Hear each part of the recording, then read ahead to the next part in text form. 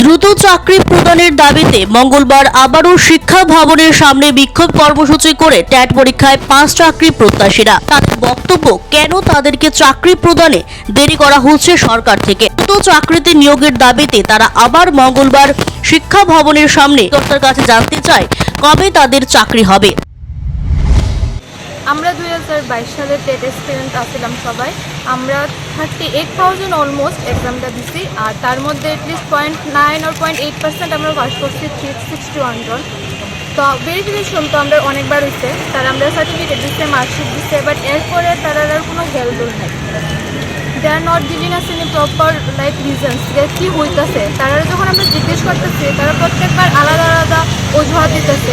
মানে তারা এক একজনে এক এক কথা কয়, সবাই মিলে একটা কথা কইতো, তে হচ্ছে আমরা বুঝতাম যে maybe this is the problem. But তারা খুবই ডিফারেন্ট কথা কইতেছে সববার।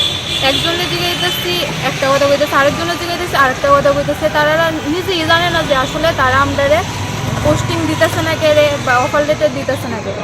তো এটা নিয়ে আজকেও আমরা আইসি, কিন্তু আজকেও আমরা এখন অবধি কোনো প্রপার আনসার তাদের থেকে পাইতেছি না। তারা জাস্ট আমরা ঘুরাইতেছে সকাল থেকে।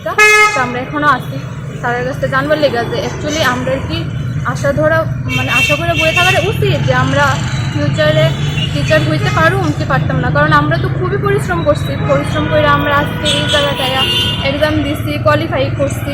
তো আমরা একটা রাইট আছে জানার যে আসলে কী কারণে দেরিটা হইতেছে।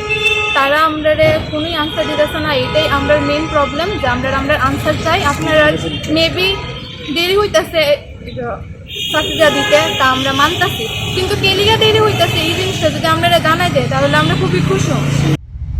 Siri TV, channel for news and entertainment.